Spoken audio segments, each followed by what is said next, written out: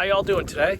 I'm here with my 84 Ford Ranger pickup truck, first gen, and today we're going to be tearing off the door card in the interior on the driver's side. I've got a new door card that I've ordered and should be on its way, so we're going to prep that up today, pull it off, and then we'll finish up the video when I get it this weekend and install it.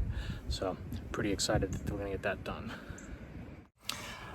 So the Ranger, if you're just getting into one of these things, I've got an 84. So first generation Rangers up till 88 are pretty much all the same, with the exception of some engine components and things like that. But the interior stuff, bodywork, are all pretty similar, especially when you're talking about the 83, 84, 85. They're all really, really close, basically the same truck. So when you're sourcing parts, the exterior stuff is real easy to find. All the bright work is all very accessible. You can grab everything. There's a couple of places you can go: Rock Auto, LMC Truck. So most of those places are really good about having pretty much everything you need, right up to grills and bumpers and body panels and trim and all this sort of stuff that you would think you would need.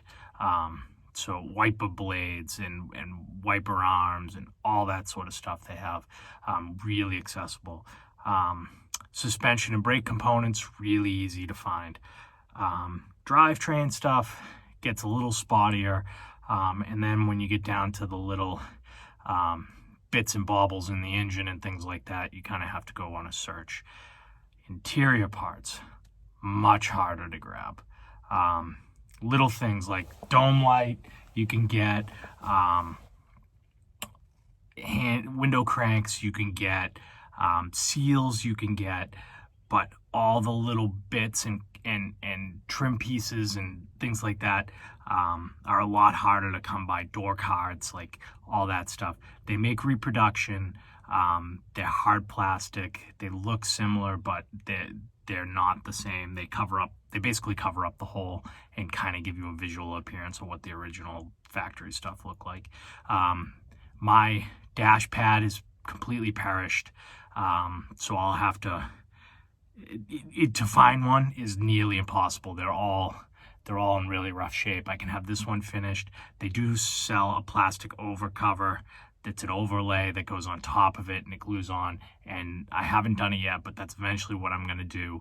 And I think that will, from people I've talked to that have done it, it's unfortunate it's a hard plastic piece, but it looks really, really good. So that'll be the road that I go on. I'm in New England in the Northeast, and we have virtually no salvage yards left here in New England.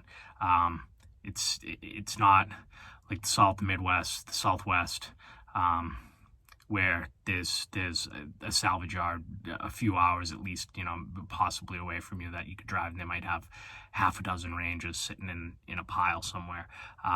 So for me here in New England, it's really like a chase on eBay, calling salvage yards throughout the country, hoping that they might have and understand what I'm talking about as far as parts are concerned. But eBay is basically where you get the most of your parts, and then network with those people that you buy the parts from and say, hey, I've got an 84 Ranger and I need this part, that part, and another part. And they hopefully they network, or they know, or they've seen where those parts are, and I've been able to sort of do that. And then networking on Instagram or on some of the website forums and things like that, some people have parts squirreled away. I've bought parts that I wasn't necessarily, they weren't going to work for my truck, and I've been able to network out with people and get them the very good parts, perfect parts, some of them, and get them on the right vehicle, which is great, and be able to either sell them or trade them amongst each other. And I'm a big proponent of, if I got a spare part or I've got something that I'm not using, I'm gonna let it go for a reasonable value, because I just want to keep these things on the road. So got that sort of stuff, and then just sort of getting on eBay, and eBay's got its algorithms, and sometimes it's tough, and sometimes what you think a part is called and what the seller thinks a part is called are completely different. So you know, it can take hours of searching and research and looking for things. And I've been on eBay for hours and been trying to find a part, and then I've just jumped on Google and Googled the part, and it's popped up on eBay, and I've been like, I've been looking for hours. How is whatever I call it and whatever eBay thinks it is, and whatever part they want to put up in front of you are completely different. So just be conscious of that, because it can be a little bit tricky and a little aggravating when you're on eBay and you're looking to try and find something and it's not popping up. So that's sort of sourcing parts.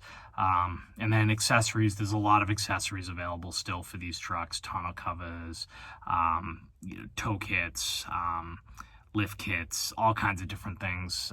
If you have a 4x4 vehicle and you're looking to do some work on it, there's all kinds of stuff that you can add on. So we're gonna get this door card torn down, and then we'll get the other one put on, and hopefully we'll have a nice finished product, and it'll look great. And we got to address some of the nicks and things like that inside the the metal door panels and things. But for the most part, the interior's coming along. I think we replaced the driver's side floor pan, and I think we're gonna replace the passenger side floor pan. It's not completely gone, but it's got a bunch of little holes in it, and I think it'll just get it done.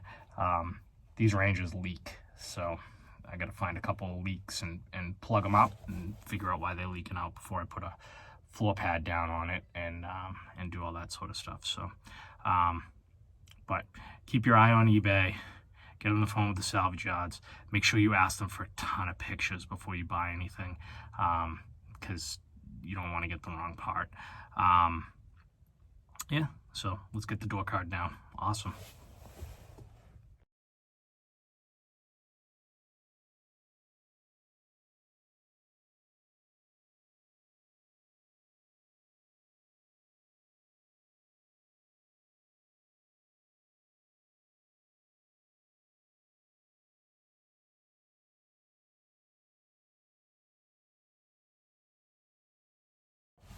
So easy as that, just to take the door card off. So it was 3 nuts on the armrest, 1 screw on the window crank, and then 1 screw on the bezel for the door handle. That's it. And then the rest of it is just those pressure grommets. You just pop them out and save those, because you'll either reuse those or you can buy those pretty easily on either Rock Auto or LMC or eBay. Get those shipped in and get those taken care of. So doors off, and next video will be of us getting the door and putting the door panel on and putting the new armrest on, and then deciding whether or not the passenger side that I got is better than the one I have, which it's going to be hard to be better. The armrest maybe, but the passenger side door panel, the only other issue I might have is if they just don't necessarily match in color. And then I'll want to switch them both out. And then I've got a good backup passenger panel. I can either sell it, trade it, or give it away. I don't know. Depends. We'll see what happens. So that's all I've got for you so far. And we'll be back to put that final panel on, and then we'll recap.